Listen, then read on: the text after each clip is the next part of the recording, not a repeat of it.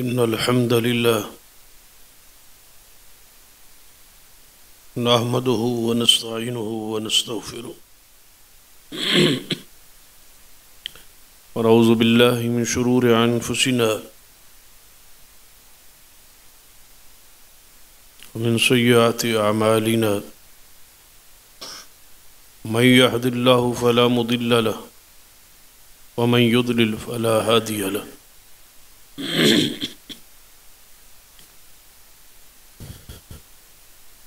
أشهد أن لا إله إلا الله وحده لا شريك له وأشهد أن محمدا عبده ورسوله أما بعد فإن خير الحديث كتاب الله خير الهدي هدي محمد صلى الله عليه وآله وسلم وشر الأمور محدثاتها وكل محدثة بدعة وكل بدعة ضلالة أما بعد أعوذ بالله السميع العليم من الشيطان الرجيم من همزه ونفخه ونفثه بسم الله الرحمن الرحيم وما أرسلناك إلا رحمة للعالمين رب اشرح لي صدري ويسر لي أمري واحلل عقدة من لساني يفقه قولي رب زدني علما سبحان ربك رب العزة عما يصفون وسلام على المرسلين والحمد لله رب العالمين. حضرات،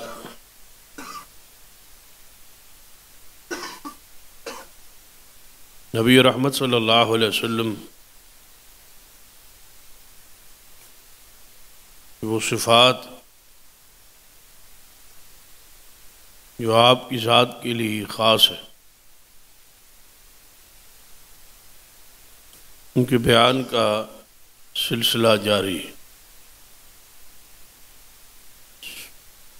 ان صفات میں سے ایک صفت کہ آپ رحمت للعالمین ہیں. آپ کی ذات سارے جہانوں کے لیے رحمت ہے. اس پر کئی خطبات ہو چکے.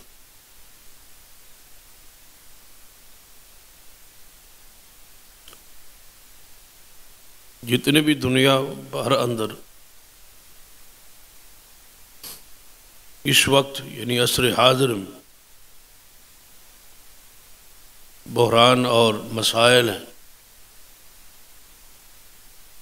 اور جو بھی قیامت تک آئیں گے ان سب کا حل محمد مصطفیٰ صلی اللہ علیہ وسلم نے بیان کر دیا. ضرورت اس امر کی کہ امت صرف آپ کی سیرت کو پڑھے،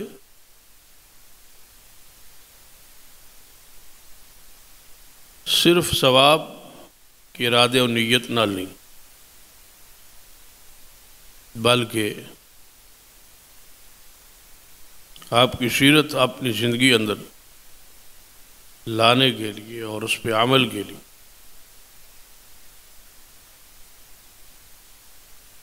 صحابہ کرام رضوان اللہ علیہ مجمعین نے اپنے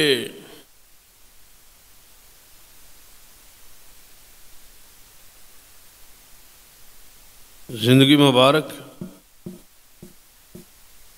رسول رحمت صلی اللہ علیہ وسلم کی زندگی کے مطابق، سیرت کے مطابق بنائی اور کامیاب رہے اور کامیاب گزرے.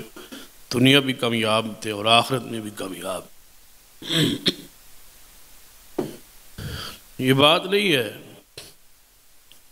1400 سال کے اندر کوئی جماعت اور کوئی گروہ ہم پیش نہ کر سکے جنہوں نے کامیاب زندگی گزاری ہے. یقیناً ایسی جماعت اصحاب رسول کی موجود ہے. ہر میدان میں وہ کامیاب تھے، سیاست میں بھی، حکومت کے معاملات میں بھی، تجارت میں بھی، معاملات میں بھی، اخلاقیات میں بھی اور عبادات میں. کیونکہ سرور کائنات محمد رسول اللہ صلی اللہ علیہ وسلم کی سیرت کامل نمونہ ہے. تو جن بحرانوں کا مختلف خطبات میں ذکر ہوا، جس کا حل رسول رحمت صلی اللہ علیہ وسلم نے بحیثیت رحمت للعالمین پیش کیا، اس کا تذکرہ کئی خطبات سے جاری. اس وقت دنیا اندر جتنے بھی بحران اور جتنے بھی مسائل ہیں، ان میں سے ایک مسئلہ خوف کا ہے، دہشت گردی کا ہے. پوری دنیا خاص کر اسلامی ممالک دہشت گردی کا شکار ہے، جس کا معنی ہے خوف و ہراس. ہر بندہ ڈرا ہوا ہے، سہما ہوا. ہر ملک اس کا حل تلاش کر رہا ہے اور اس پر لاکھوں کروڑوں اربوں روپے خرچ کر رہا ہے کہ ہمارے ملک میں امن قائم ہو جائے. ساری دنیا اس حوالے سے زخمی ہے. جرائم اور فسادات جو ہے ان کی حالت حقیقت یہ ہے کہ وہ آسمانوں کو چھو رہے. قرآن پاک نے اس کی نشاندہی کتنے سو سال پہلے فرما دی تھی کہ ظہر الفساد فی البر والبحر بما کسبت ایدی الناس. خشکی اور تری میں فساد، بدامنی، دہشت گردی ظاہر ہو چکی ہے لوگوں کے اپنے ہاتھوں کی کمائی کی وجہ سے. اس میں کردار تمہارا اپنا ہے، قصور تمہارا اپنا ہے. یہ قتل و غارت، یہ دہشت گردی، بدامنی، بے سکونی سرور کائنات محمد رسول اللہ صلی اللہ علیہ وسلم کی آمد اور بعثت سے پہلے موجود تھی. کوئی راستہ محفوظ نہیں تھا، نہ تجارت کا راستہ کوئی بھی محفوظ نہیں تھا، نہ جان محفوظ تھی. ڈاکے تھے، بے حیائی تھی، بدکرداری تھی اور خوف تھا، دہشت تھی، قتل و غارت. نسل در نسل لوگ قتل کیے جا رہے تھے، دشمنیاں چلی آ رہی تھی. سرور کائنات محمد رسول اللہ صلی اللہ علیہ وسلم اسی دنیا میں امن قائم کرنے کے لیے ہی تشریف لے آئے. آپ کی بعثت کا ایک مقصد دہشت گردی کا، خوف کا، ہراس کا خاتمہ تھا. ایک پرامن معاشرہ. قرآن پاک پڑھی، ابراہیم علیہ السلام نے بیت اللہ کی تعمیر کے بعد جو دعائیں کی، ان دعاؤں میں ایک دعا یہ تھی کہ یا اللہ میرے اس شہر میں، مکہ میں رہنے والوں کو رزق دینا اور اس سے پہلے امن دینا. اس رزق کا، اس کاروبار کا، اس تجارت کا کوئی سکون نہیں ہوتا جس میں امن نہ ہو. بندے کے پاس پیسہ ہو لیکن رات کو پیسہ اور ذات محفوظ نہ ہو، نہ سفر میں نہ گھر میں. اس کو دھڑکا لگا ہوا ہے کہ آج لٹ گیا یا کل لٹ گیا، ڈاکو آئے یا چور آئے، میرا مال لٹ جائے. نہ اس کو دکان محفوظ ہے، نہ اس کی جان محفوظ ہے، نہ اس کا مال محفوظ ہے. مال سے پہلے امن، تجارت سے پہلے امن ضروری ہے. قرآن پاک نے بطور احسان اہل مکہ کے بارے میں ذکر کیا ہے. لإیلاف قریش ایلافہم رحلۃ الشتاء والصیف فلیعبدوا رب ھذا البیت الذی اطعمہم من جوع وآمنہم من خوف. کہ اہل مکہ تمہارے 2 سفر ہوتے تھے، ایک گرمی اور ایک سردی میں، ایک شام کی طرف اور ایک یمن کی طرف۔ یہ لوگ سردیوں میں یمن کی طرف جاتے تجارت کے لیے، کیونکہ وہاں موسم گرم تھا۔ جب گرمی آتی جو یہ شام کی طرف سفر کرتے، کیونکہ وہاں کا موسم ٹھنڈا ہوتا۔ تجارتی یہ قافلے جاتے اور سال میں کم از کم 2 مرتبہ یہ جاتے۔ سارے راستے میں قتل و غارت، فسادات اور ڈاکے تھے، لیکن جب اہل مکہ کا قافلہ گزرتا تو سارے ڈاکو پیچھے ہٹ جاتے کہ یہ جو قافلہ ہے یہ بیت اللہ کے مجاوروں کا قافلہ، یہ بیت اللہ کے محافظ ہیں، یہ قریش ہے، ان کو کوئی نہ لوٹتا، ان کو کوئی کچھ نہ کہتا، ان کے لیے امن تھا، سکون تھا، ان کے لیے ڈاکو بھی ان کا ادب احترام اکرام کرتے تھے کہ یہ بیت اللہ کے مجاور ہیں۔ تو ایلافہم رحلۃ الشتاء والصیف، فرمایا وہ گرمی اور سردی میں جو لوگوں کے دلوں میں تمہاری محبت اور عقیدت ڈال دی تھی اور تمہیں خوف کے بعد امن نصیب کیا تھا، بھوک کے بعد تمہیں کھانا دیا تھا، تمہیں چاہیے کہ خالص اللہ کی عبادت کرے۔ تو امن کو یہاں بطور احسان اللہ تعالیٰ نے قرآن پاک میں بیان کی کہ یہ میرا احسان ہے، تمہیں امن دیا ہے، سکون دیا ہے، تمہیں ادب دیا ہے، تمہارا احترام اور اکرام لوگوں کے دلوں میں بٹھایا ہے اور تمہیں کچھ نہیں کہا جاتا تھا۔ تو آج تمہارا حق ہے کہ اگر امن کے دائی محمد مصطفیٰ صلی اللہ علیہ وسلم تشریف لے آئے ہیں تو جو امن اس دنیا کو مطلوب اور مقصود ہے، اسی امن کو قائم کرنے کے لیے ہم نے رسول محمد مصطفیٰ کو بھیجا۔ اس سے پہلے جائیں، تھوڑا سا پیچھے چلتے ہیں، سیدنا موسیٰ علیہ السلام، ان کی قوم بنی اسرائیل غلام بن چکی تھی فرعون کی اور فرعون کی آل کی۔ اس غلامی سے نکالنے کے لیے، آزادی کی نعمت دلانے کے لیے اور انہیں امن اور سکون سے زندگی بسر کرنے کے لیے اور ان کو یہ حق دلوانے کے لیے موسیٰ علیہ السلام تشریف لے آئے۔ ان کے حقوق چھینے جا رہے تھے، ان میں دہشت پھیلائی جا رہی تھی، ان کے بچوں کو ذبح کیا جا رہا تھا، پورے گھر میں پریشانی ہوتی تھی کہ کہیں بچہ نہ پیدا ہو جائے، وگرنہ لوگ جلاد آئیں گے اور یذبحون ابناءکم، ہمارے بچوں کو ہمارے آنکھوں کے سامنے ذبح کر دیں۔ اتنا خوف تھا بنی اسرائیل، اتنی بدامنی، اتنی دہشت تھی فرعون کی اور اس کی حواریوں کی۔ تو اس قوم کو بھی اللہ نے فضیلت بخشی اور امن دیا۔ فرعون کو غرق کیا، اس کی آل کو غرق کیا۔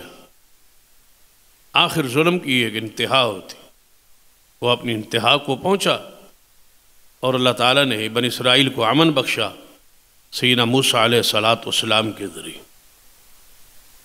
اور یہ امن اس وقت تک قائم رہا جب تک بنی اسرائیل شریعت موسوی پر اور عقیدہ موسوی پر قائم رہے۔ جب انہوں نے اپنے پیغمبر کی نافرمانی شروع کر دی اور شرک شروع کر دیا، دوبارہ بچڑوں کی پوجا شروع کر دی اور درختوں کو انہوں نے اپنا معبود بنا لیا، جسے شریعت کی اصطلاح میں ذات انوات کہا جاتا، تو پھر بدامنی، پھر بے سکونی، پھر دہشت، پھر خوف ان پر طاری کر دیا۔ وہ اللہ کی دی ہوئی نعمت امن کی اللہ نے چھین لی۔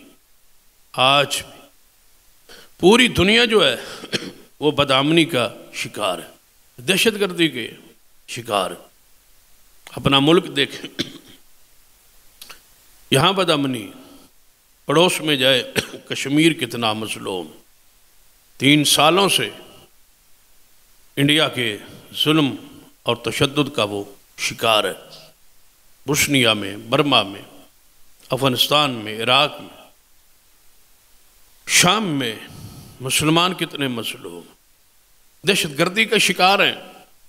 بد امنی ان کے لیے مسلط کر دی گئی ہے، خوف ہے، ہر بندہ ڈر رہا ہے کہ پتہ نہیں کیا ہوگا۔ تو اس تاریخ کو ذرا پڑھی، سارا کفر دہشت گرد ہے اور رہا ہے، اس کی تاریخ ہی دہشت گردی ہے۔ اسلام واحد مذہب ہے جس کے اندر امن ہے، سکون ہے۔ آپ پڑھی، کوئی ایک واقعہ تاریخ میں محفوظ نہیں ہے کہ کسی نبی نے یا کسی مسلمان لیڈر نے کسی کافر کو، یہودی کو، عیسائی کو باندھ دیا ہو اور اس پر ظلم اور تشدد کیا ہو اور اس کو اپنے مذہب کے مطابق زندگی بسر کرنے کا حق نہ دیا ہو اور اس کو باندھ کے مجبور کیا گیا ہو کہ وہ ہمارے اسلام پہ آئے، ہمارے دین پہ آئے۔ ایسی کوئی مثال آپ پیش نہیں کر سکتے، پوری تاریخ پڑھی۔ لیکن قرآن پاک ان واقعات سے بھرا ہوا ہے۔ وَيَقْتُلُونَ النَّبِيِّينَ بِغَيْرِ حق، وہ بغیر جرم کے نبیوں کو شہید کرتے تھے۔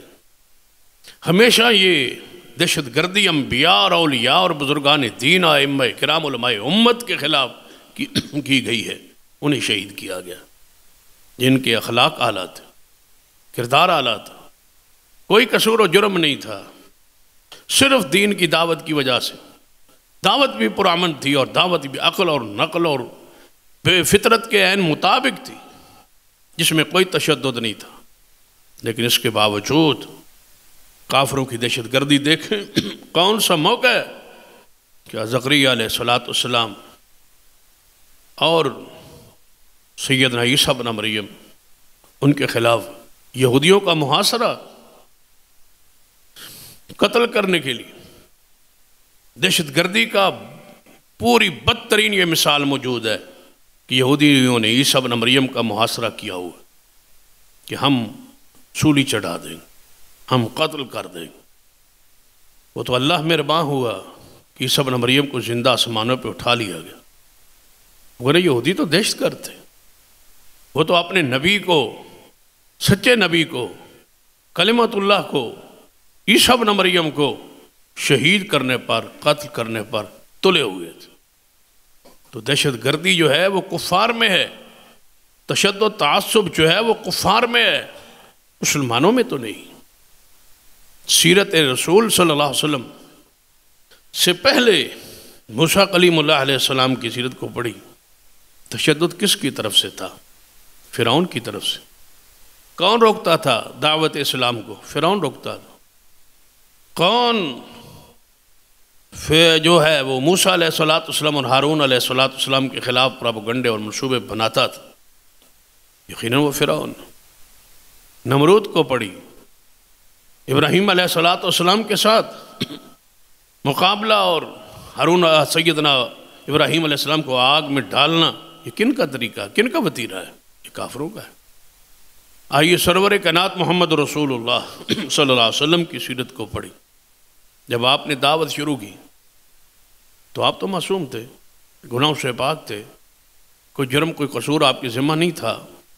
اس کے باوجود کہ نبی علیہ السلام کے گلے میں کپڑا ڈال کے مکہ کی گلیوں میں گھسیٹا نہیں گیا۔ دہشت گردی کی، دہشت پھیلانے کی، اس سے اور مثال کیا پیش کی جا سکتی کہ نبی علیہ السلام اللہ کے سامنے سجدہ ریز ہے، انہیں اونٹ کی گوجری اٹھا کے نبی پاک کے اوپر رکھ دی ہے آپ حالت سجدہ میں۔ یہ خوف، یہ دہشت گردی کس کی طرف سے ہے؟ طائف کو پڑھی، نبی علیہ السلام نے وہاں جا کے کیا کیا ہے؟ صرف دعوت اسلام، صرف دعوت دین۔ کافر نہ مانتے، قبول نہ کرتے، انکار کر دیتے، لیکن تشدد کی اور دل کی سختی یہ ہے کافروں کی کہ انہیں ایک پیغمبر کو، جس کے ساتھ صرف ایک غلام ہے، کوئی فوج، کوئی جتھا، کوئی شے نہیں ہے، نہ اسلحہ ہے نہ کچھ ہے، لیکن اس محبوب پر وہ پتھر برسا رہے، صرف دعوت پر، صرف دین پر، صرف دوسرے تک پیغام پہنچانے پر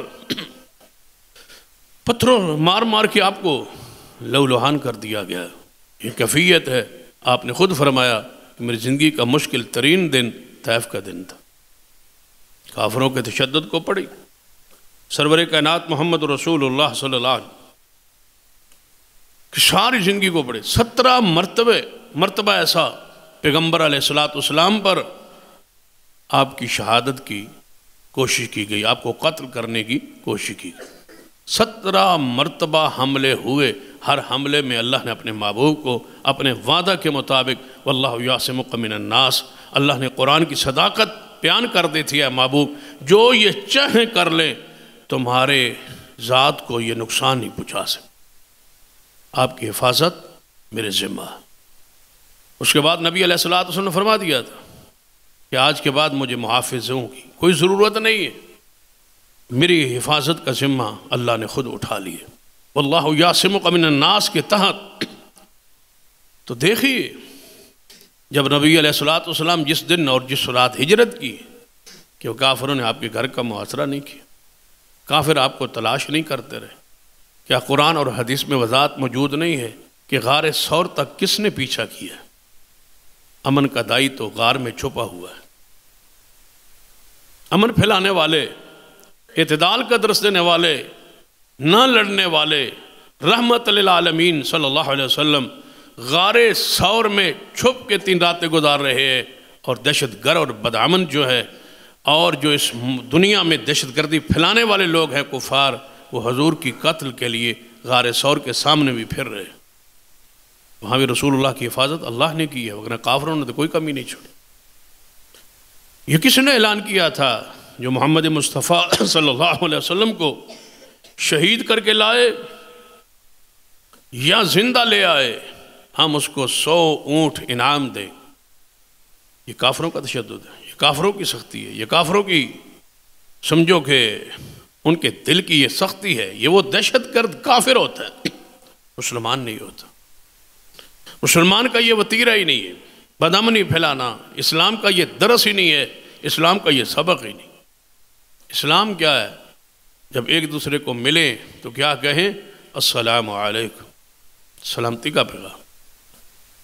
وہ حدیث ذرا ذہن میں لائیں، عبداللہ بن سلام رضی اللہ تعالی، یہودیوں کا بڑا عالم تھے، صحابی رسول ہیں، ان کے حبر تھے، بڑے عالم تھے۔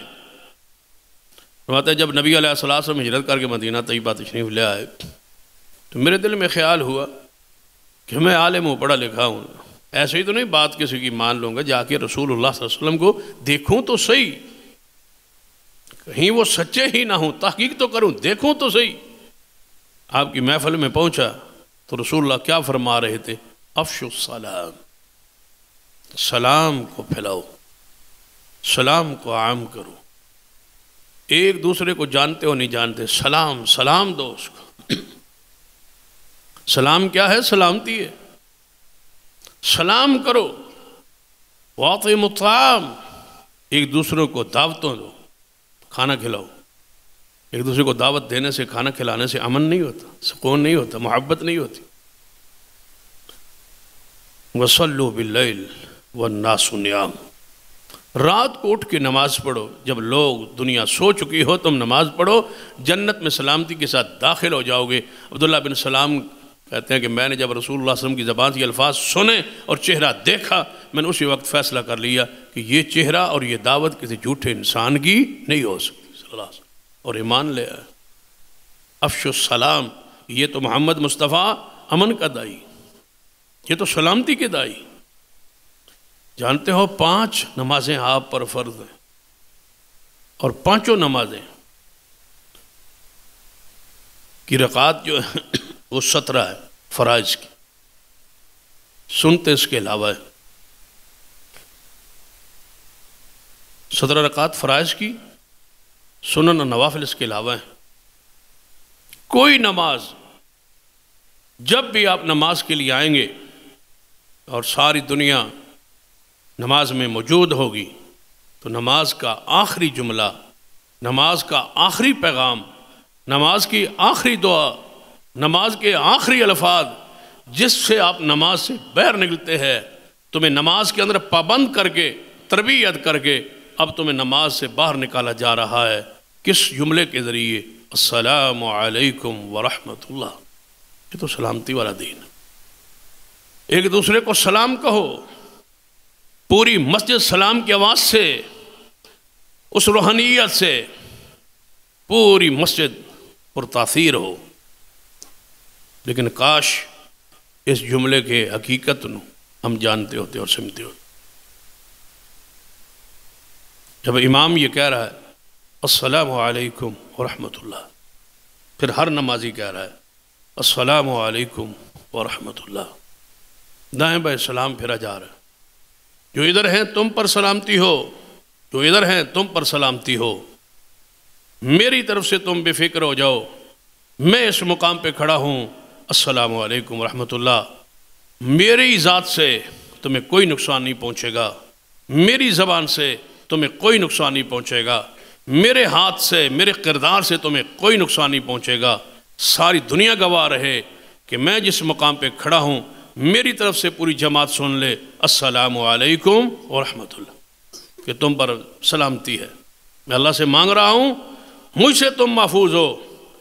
بد نصیبی اور بد قسمتی اور بے دینی اور جہالت کا انداز عالم یہ ہے کہ جب نماز سے فارغ ہو کے سلامتی کی دعا کر کے پھر ہم جب شروع کرتے ہیں گوشت کھانا، چغلی کرنا، غیبت کرنا، کینہ رکھنا، بغض رکھنا، گالیاں دینا، فحاشی اور بے حیائی اور دوسرے کو نقصان پہنچانا، اس کو ذلیل کرنا، اس کی تحقیر کرنا، اس کو مالی اور جانی اور عزت کا اسے نقصان دینا، مجھے بتاؤ وہ تمہاری السلام علیکم ورحمۃ اللہ کہاں ہے جو نماز میں کہہ رہے تھے؟ اس دعوت پہ قائم رہو جو اسلام نے آپ کو دی ہے اور سمجھائی ہے. سب سے پہلے فرشتوں پر آدم علیہ السلام نے سلام کیا تھا. اللہ تعالیٰ نے آدم علیہ السلام کو سلام کا یہ تحفہ پیش کیا تھا.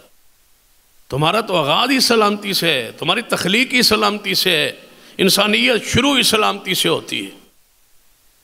اور اسی تحفے کو اللہ نے قیامت تک کے لیے ہمارے لیے تحفہ بنا دیا ہے. ایک دوسرے کو سلامتی کی دعا دے، پوری فضا پرتاثیر ہو، روحانی منظر ہو، جو آ رہا ہے جو جا رہا ہے وہ السلام علیکم کہہ رہا. آگے نماز جا رہی ہے، پیچھے سے ایک بندہ ہے، اس کو حکم ہے، اس کے لیے سنت ہے کہ وہ آ کے کیا کہے السلام علیکم.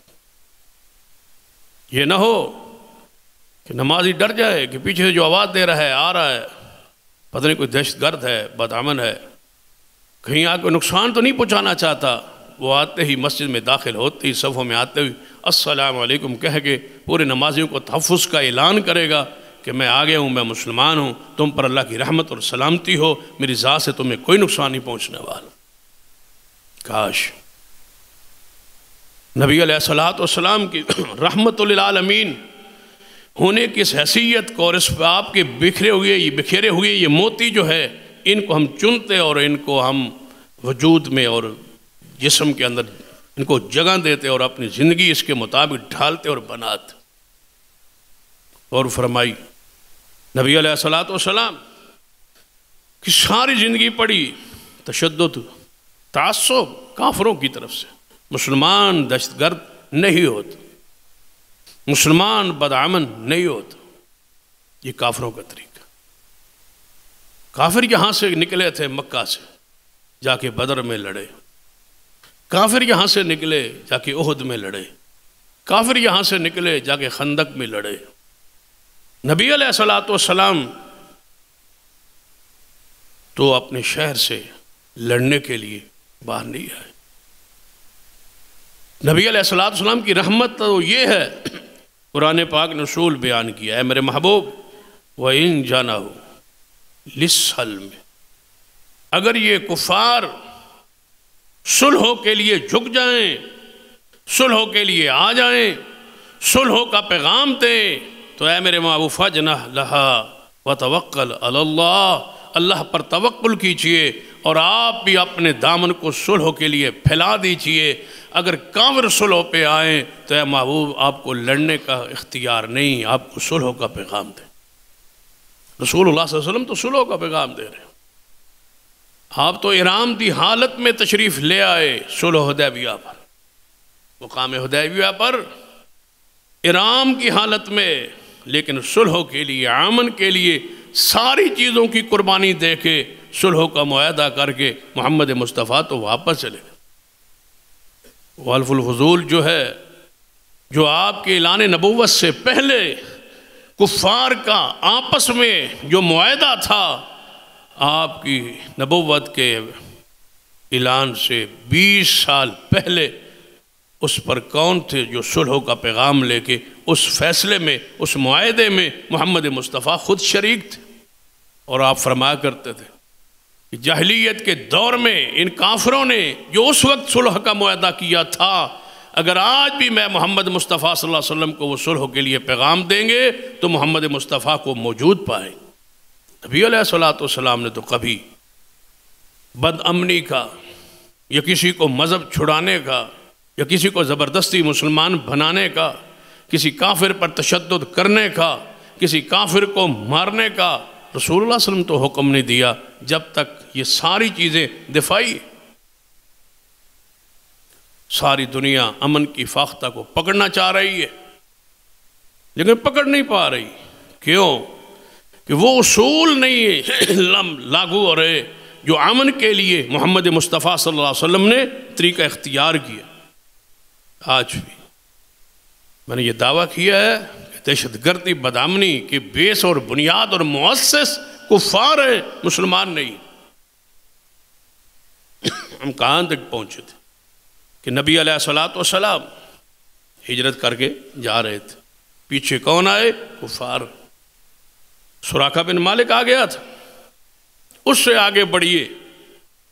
نماز کے اندر اہل ایمان پر اور اہل اسلام پر اور نمازیوں پر دہشت پھیلانے اور دہشت گردی کرنے کی نماز میں جانتے ہو ریت کنہوں نے ڈالی تھی؟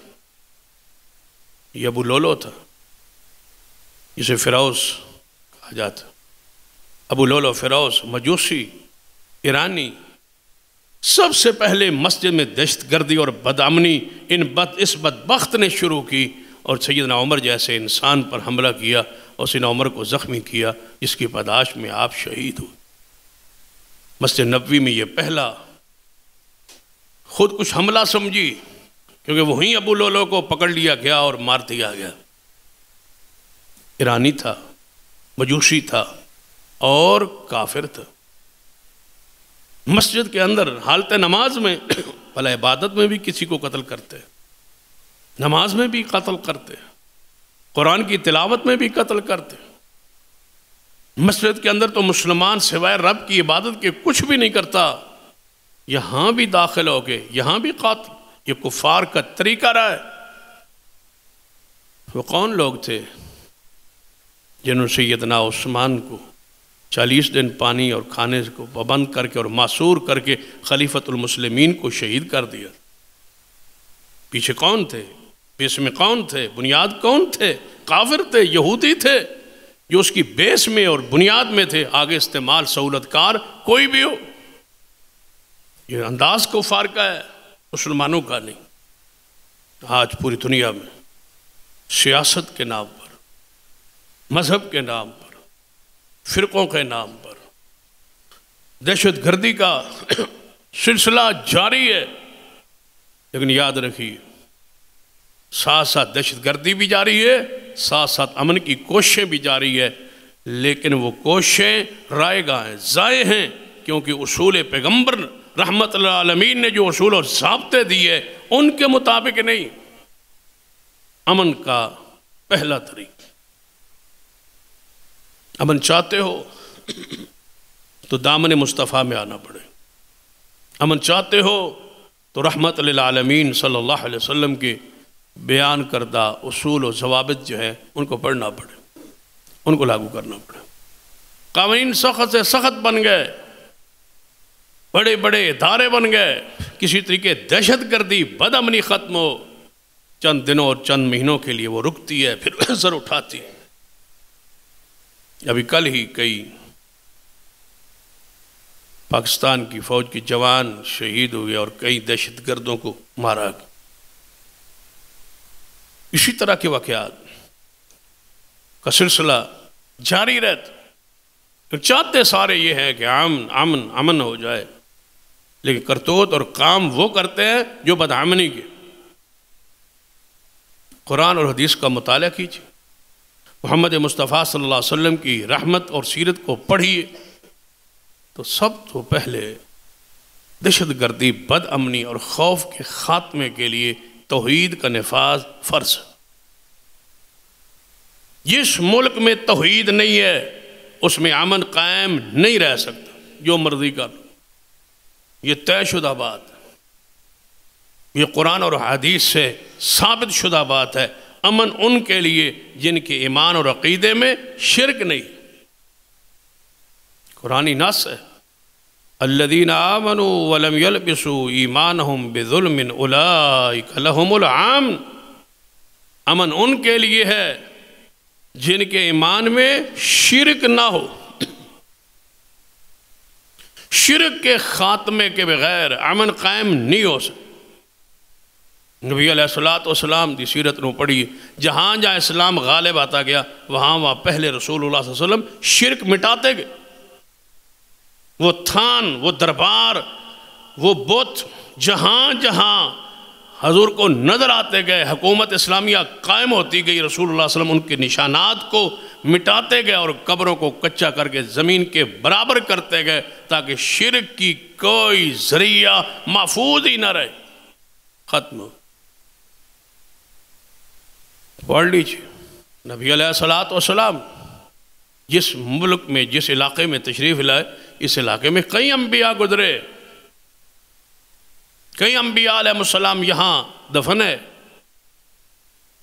لیکن سارا عرب کھنگال ماریے، جہاں رسول اللہ صلی اللہ علیہ وسلم رہے وہاں اس پورے ملک کو کھنگال ماریے، کسی ایک نبی کی یادگار اور قبر کو اور دربار کو اور مزار کو بنا کے رسول اللہ صلی اللہ علیہ وسلم نے محفوظ کیا ہو تو ایک مثال دیجیے، کوئی ایک مثال پیش نہیں کی جاتی۔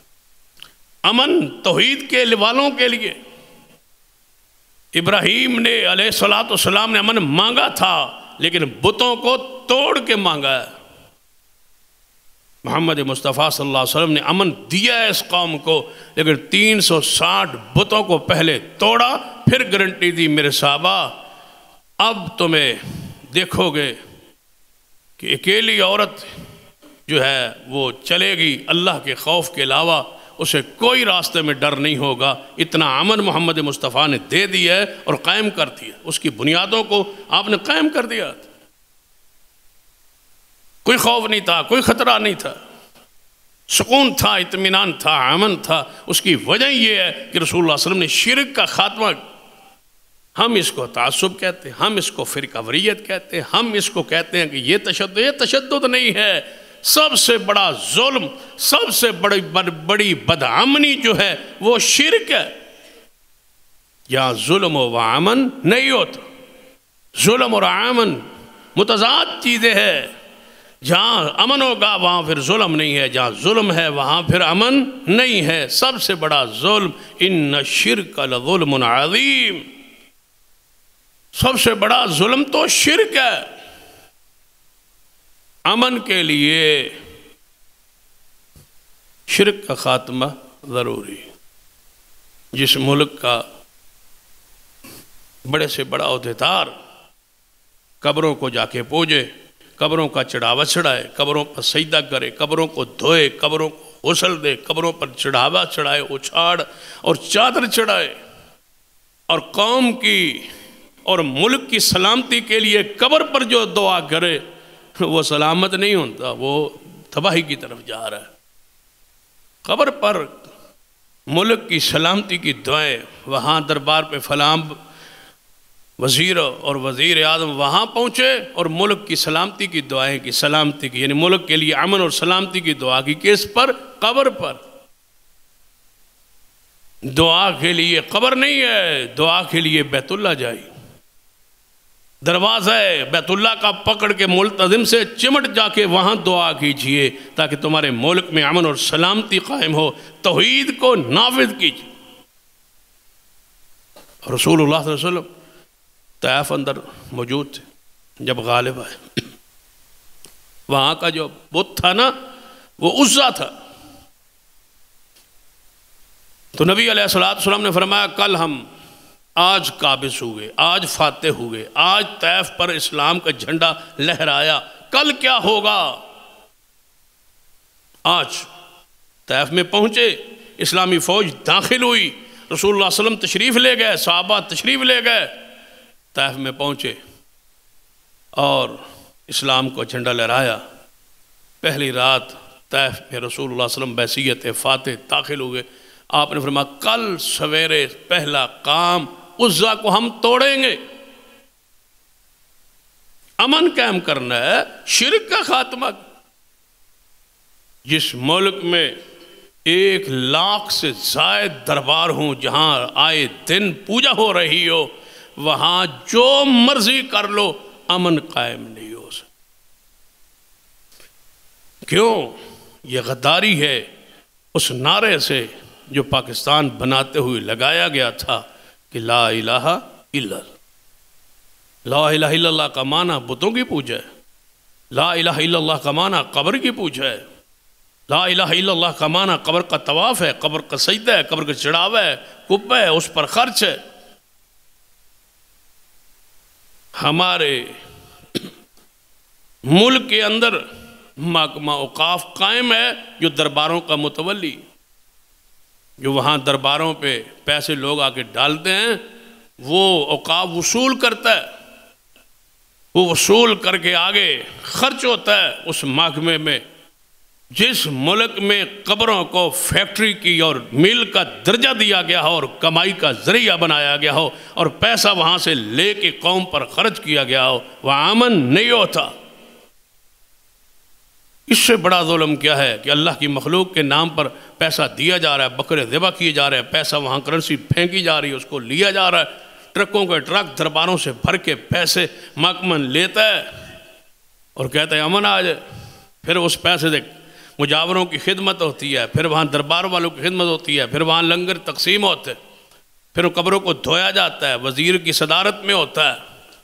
ایک پورا وزیر ہوتا ہے ملک میں جس کی ڈیوٹی ہے قبروں کو دھونا، قبروں کو صاف کرنا، قبروں کو دربار کی صورت میں اختیار کرنا، اس کی تزئین و آرائش کرنا، اور پھر کہتے ہو امن۔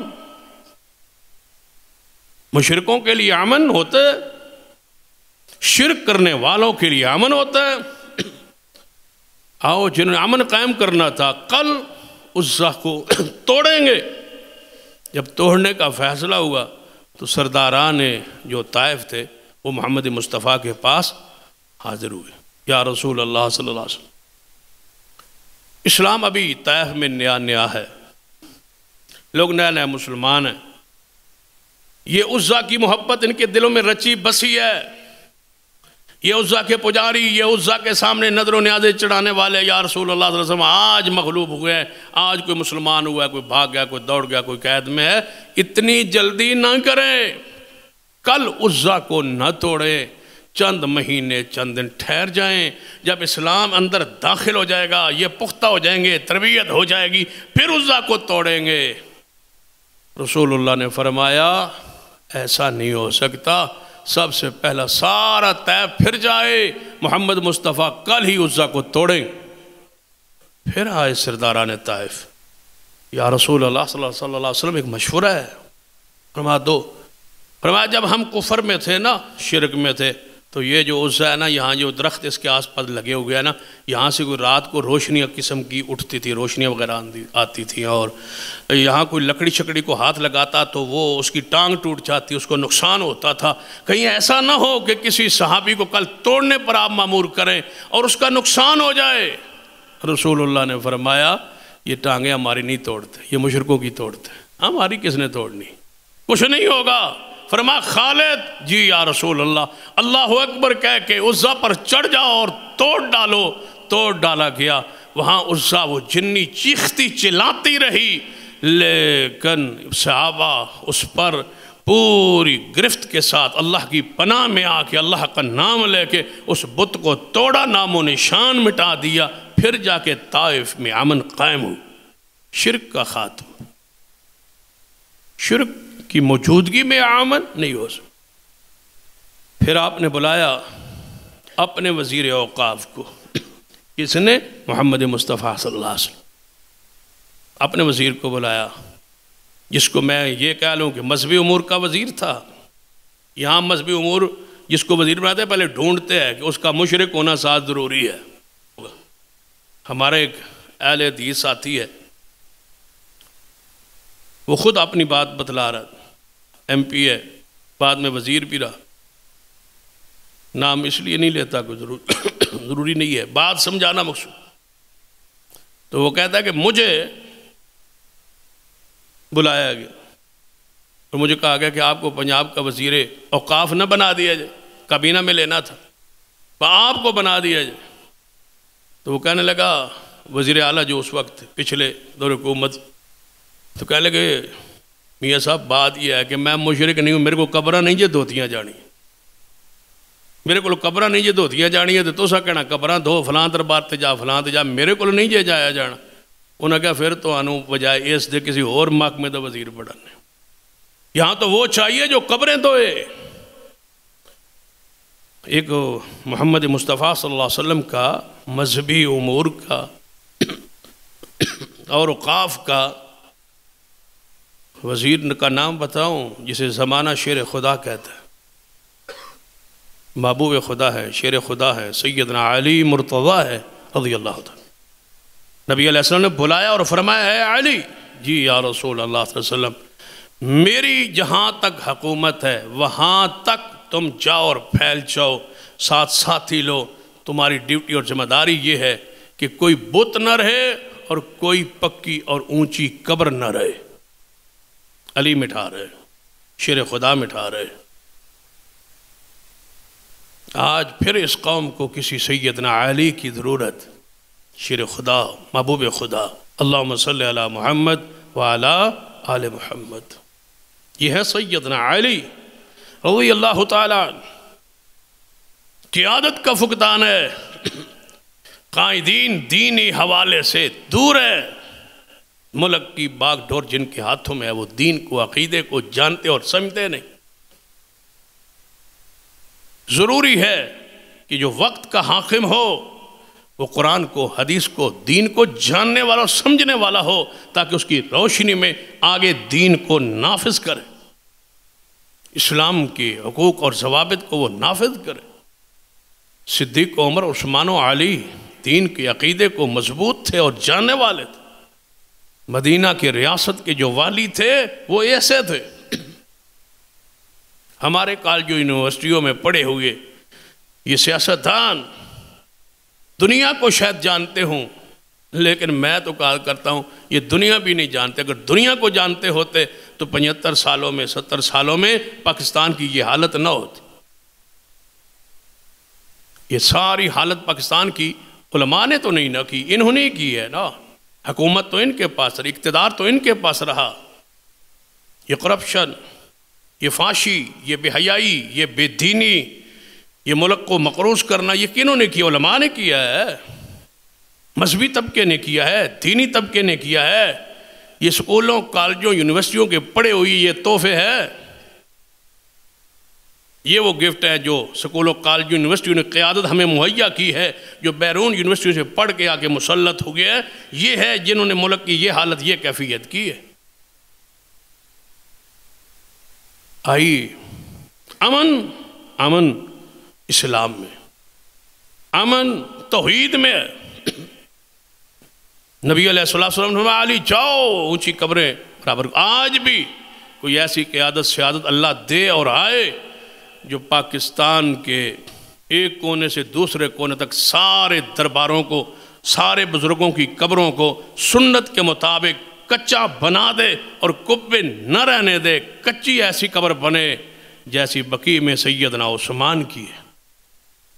سارے پاکستان کے بزرگ صوفیاء اکٹھے ہو جائے، عثمان کی عظمت کا مقابلہ نہیں ہو سکتا، ان کے جوتے کے برابر بھی یہ نہیں ہے۔ جب ان کی قبریں پختہ ہوں اور بقیع میں داخل ہوں، سیدنا عثمان کی قبر، سیدہ فاطمہ الزہرا کی قبر، سیدہ کائنات اماں جی عائشہ کی قبر،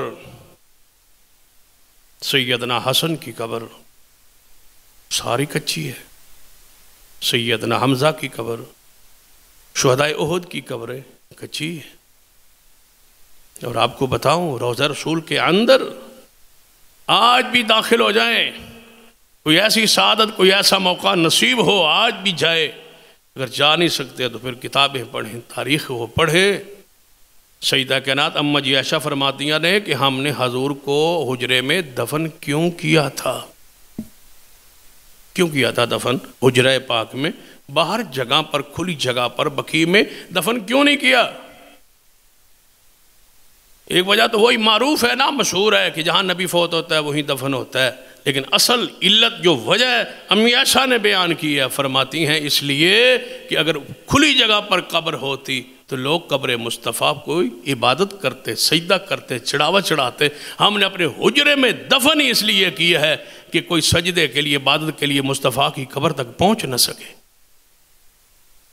ہم اپنی عمارت میں، ہم اپنے گھر میں، اپنی زمین میں، اپنی ملکیت میں بزرگوں کی قبریں بنواتے ہیں پوجا کے لیے۔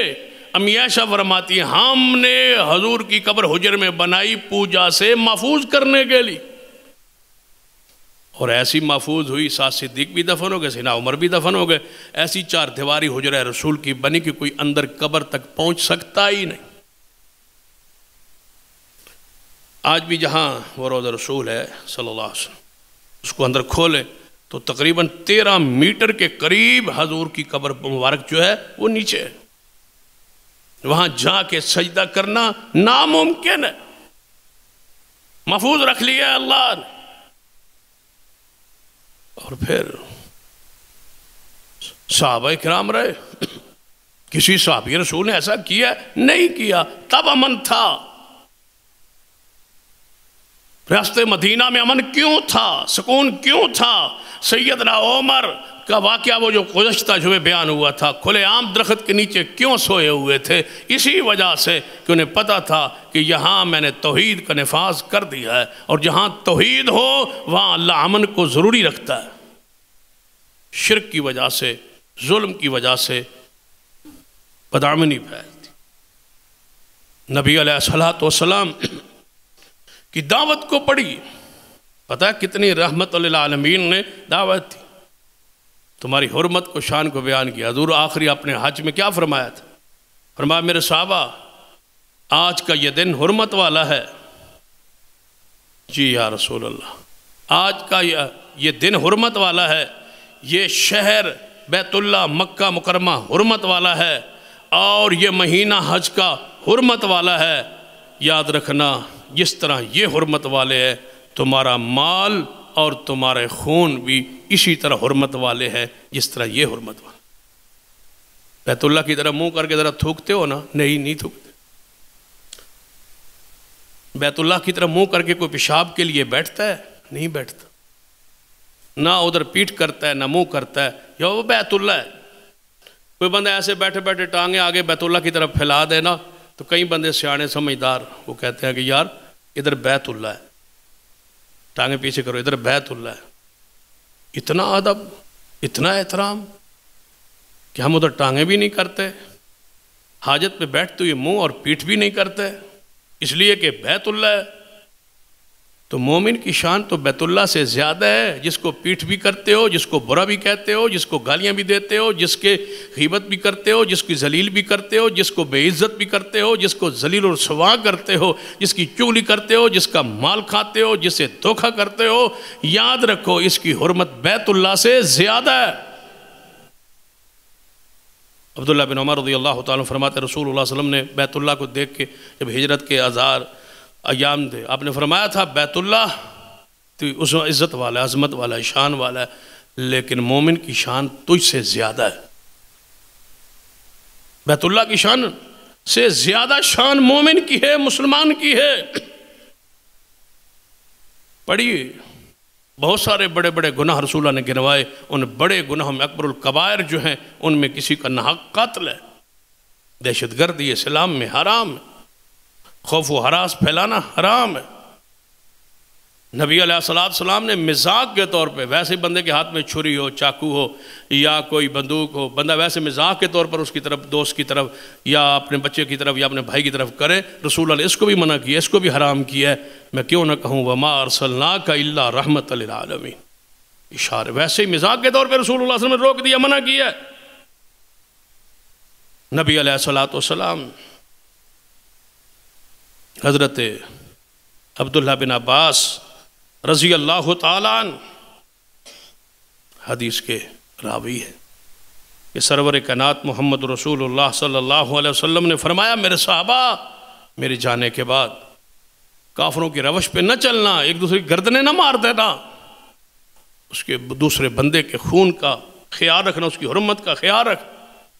اور آپ نے پھر فرمایا، خبردار ناحق قتل، قیامت والے دن سب سے پہلے اللہ فیصلہ ہی خون کا کرے گا کہ قاتل سارے میرے دربار میں حاضر ہو جائیں، میں ان سے پوچھوں انہوں نے بغیر کسی جرم و قصور کے بندوں کو مارا کیوں ہے؟ سب سے پہلے قیامت والے حساب اللہ لے گا ان سے۔ آواز آئے گی کہ مومنوں کے قاتلین، مسلمانوں کے قاتلین، مسلمانوں کو مارنے والے، دہشت گردی کرنے والے، دہشت گرد پھیلانے والے، وہ سارے آئیں اور مجھے حساب دیں کہ انہوں نے بندوں کو کیوں مارا۔ نبی علیہ السلام نے فرمایا، ساری دنیا ختم ہو جائے اس کی کوئی پرواہ نہیں، اس سے زیادہ پرواہ اللہ کو یہ ہوتی ہے کہ ایک مومن کو قتل کیا جائے۔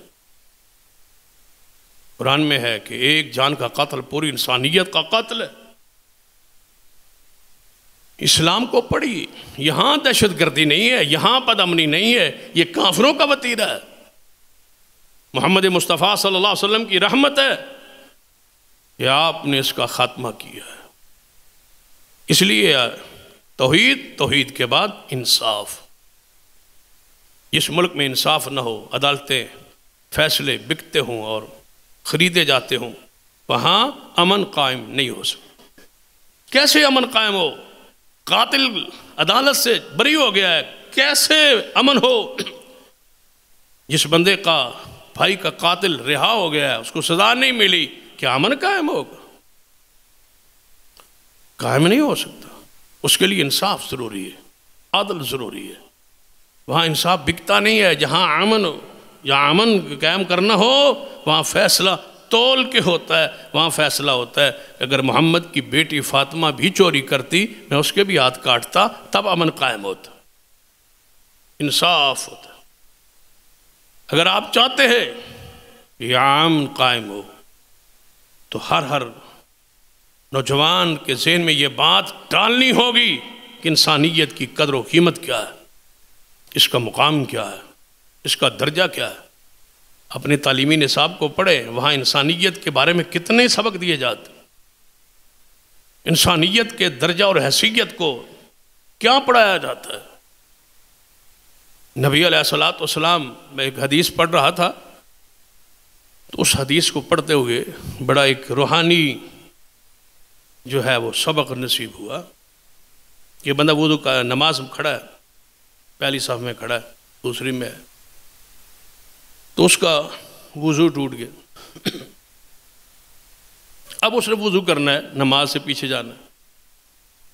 جب وہ پیچھے جائے گا، وضو ختم ہو گیا، نماز تو وہ نہیں رہا، اب پیچھے جائے گا، تو پیچھے کیسے جائے؟